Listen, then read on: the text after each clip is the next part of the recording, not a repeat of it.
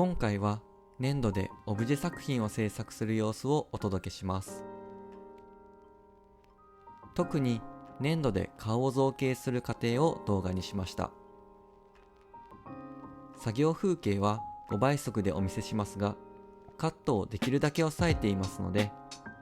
人形を作ってみたい方や粘土で作品作りをしてみたい方のヒントになれば嬉しいです。ここを作ると急に人の顔っぽくなるというタイミングもありますので、そのポイントもご紹介していきます。まずは完成した作品をご覧ください。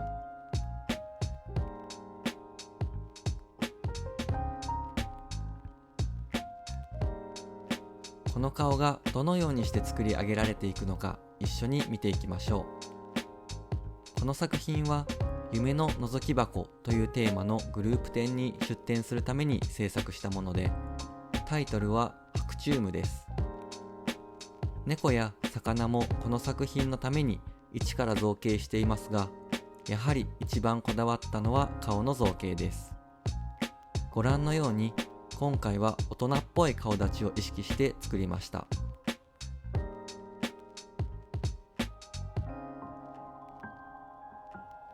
大人の顔を造形するには、各パーツの位置関係の比率を意識することが大切です。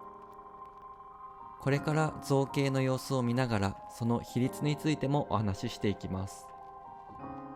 そして完成作品はまた動画の後半でモチーフの意味なども交えてゆっくりご紹介させていただきます。では造形の様子を見ていきましょう。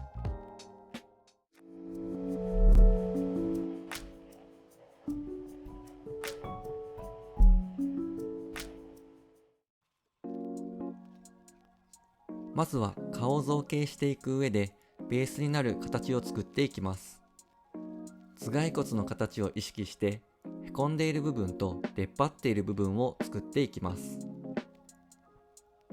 今回は人形ではなくオブジェ作品なので、はじめに完成のイメージを絵に描いてみました。こちらがそのイメージ画です。顔の基礎を作っているこの時は、少し上を向いている大人っぽい顔を作るというおおよその完成イメージを持って作っています。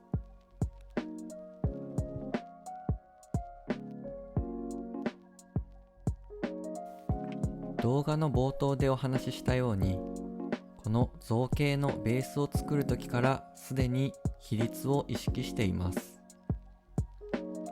顔のパーツの比率を理解すると、顔をリアルに造形しやすくなるので、そのポイントを解説します。言葉だけでは分かりづらいと思うので、こちらもご覧ください。大人の顔では、目は顔を上下に分割した線の上に位置します。つまり縦の中央です。鼻の先端は目と口の間の中間点に位置し、唇の端は目の中心と同じラインにあります。額は広く、髪の生え際から眉までの距離が長めです。本格的に理解を深めたい方は、美術解剖書を見てみると良いですよ。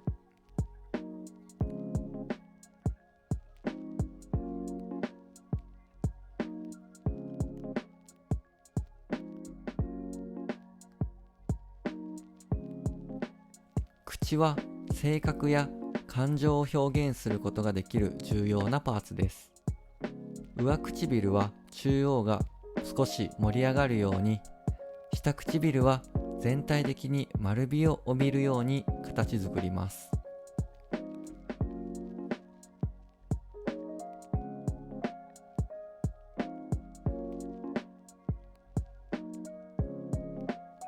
そしてここでも人の顔っぽくなるポイントです。唇の端はぐっと顔の奥に入り込むように、へこんでいるように造形すると締まった印象の唇になり、立体感が生まれ、人の顔らしさがアップします。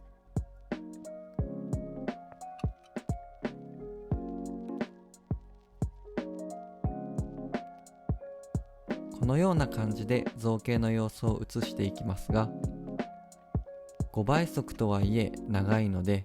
次のチャプターへ飛ばして見ていただいても大丈夫です。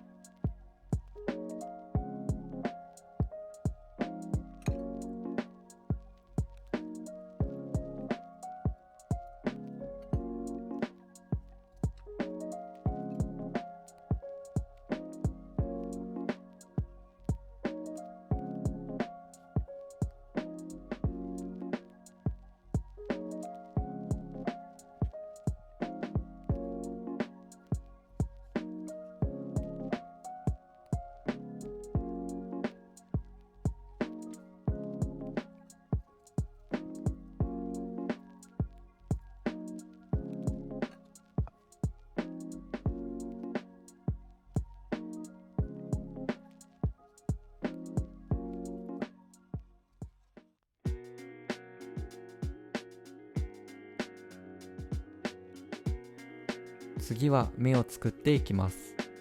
顔の中でも特に重要なパーツです。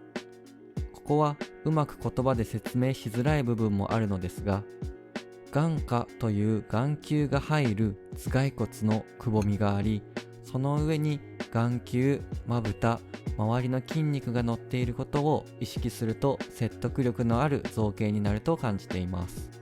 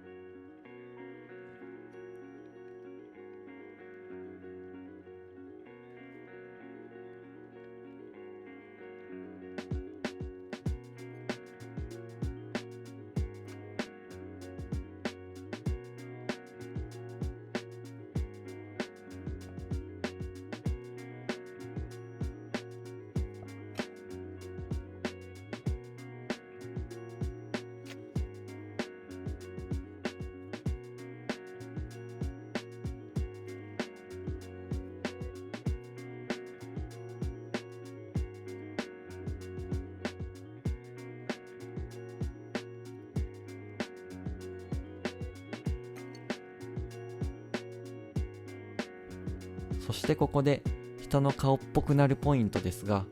この前頭骨の胸骨突起と呼ばれる眉尻にある出っ張りからこめかみあたりのラインを作れると顔の前面と側面が分かりやすくなり、顔らしく見えてくるので押さえておくと良いと思います。これと同時に頬骨の盛り上がりも合わせて造形することで、顔らしいリアルな陰影が出てきたと思いませんか？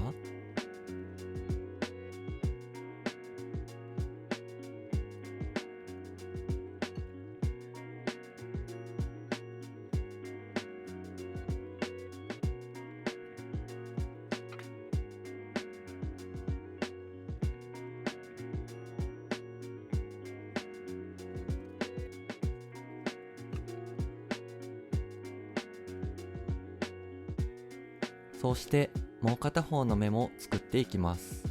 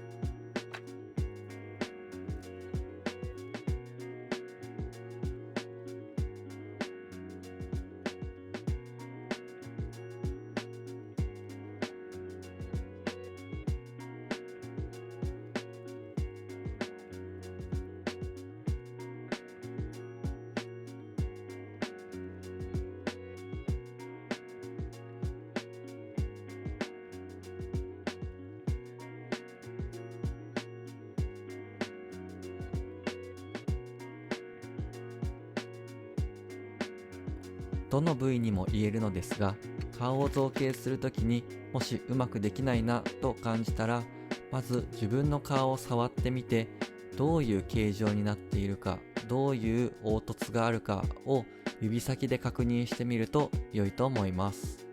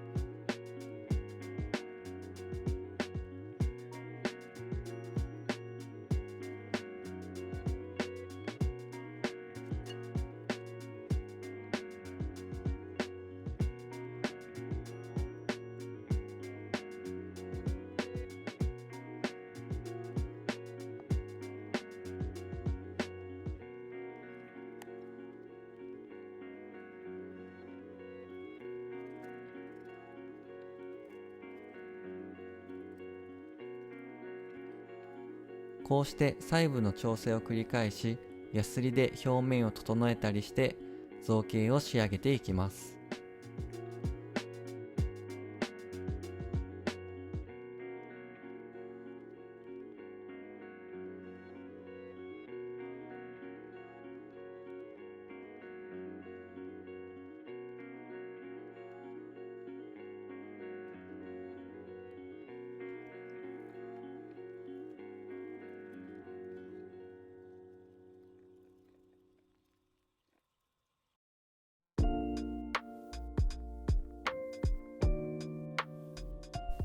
そして次は耳です。まず耳の位置を決めます。耳は目の高さから鼻の先端までの間に配置されます。粘土で小さな楕円形を作り、耳の側面に取り付けます。そして形を整えていきます。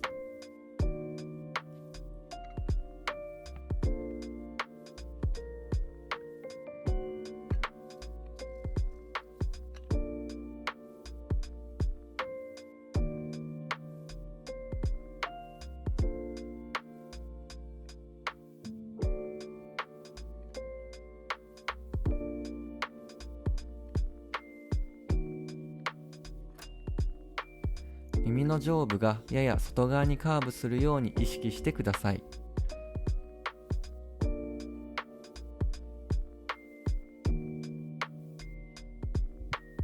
耳の上部の曲線と内側の曲がり具合をしっかり出すことが耳を表現する上でポイントになってきます。注意点としては、耳のサイズと形が左右対称になるように注意しましょう。また、耳の角度も顔に対して自然な位置に調整してください。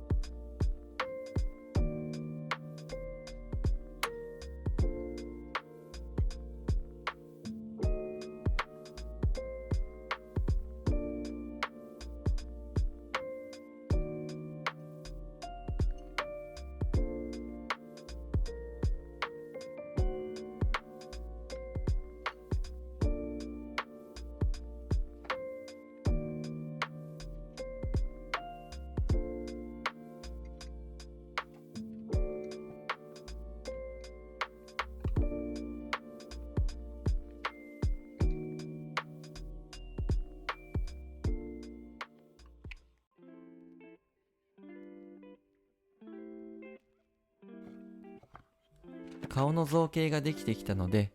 髪や他のモチーフを作っていきます。まず髪ですが、この時は水中のように髪が浮いている感じにしようかと思って、ここでは上に伸ばしています。しかし、いろいろやってみた結果、結局横に流すことにしました。猫の毛並みや魚のヒレの表情も作り込んでいきます。粘土は硬くなってからも彫刻刀で削ることができるので、柔らかい時に持って造形するのか、硬化してから削って造形するのか、作るものによってどのような造形方法が適しているのか考えながら作ると良いと思います。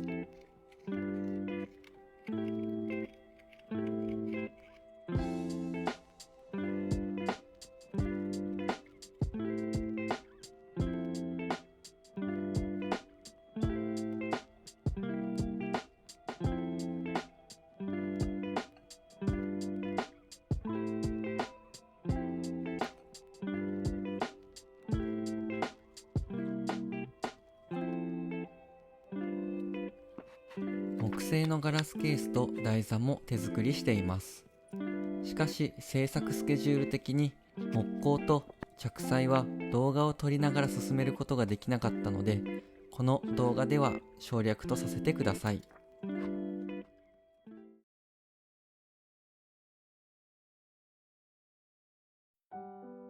こうして作品の完成です。作品のタイトルは白チュームです。あなたが白チュームという作品を作るのであれば、どんなモチーフを選びますか？この作品の各モチーフには夢占いの象徴的な意味が込められています。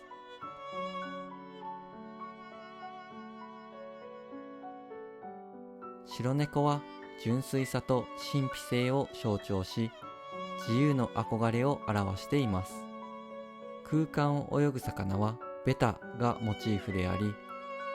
日々の葛藤や混沌を表しています。その中で浮遊する紙は力やエネルギー、そして自己表現を表しています。そしてガラスケースは現実と夢、意識と無意識の間の境界を表しており、この作品をガラスケースに入れて展示することで、夢の世界が実際に今そこにあるということを表現しています。この作品は東京の京橋にあるスパンアートギャラリーさんで開催したグループ展夢の覗き箱に出展していました。平面から立体作品まで各方面でご活躍されている作家様方が参加されていて、とても幻想的で素晴らしい展示でした。僕は年に数回作家としてどこかで作品の展示をしていますので、この YouTube を見ていただいている方にはぜひ実物の作品もご覧いただきたいなと思っています。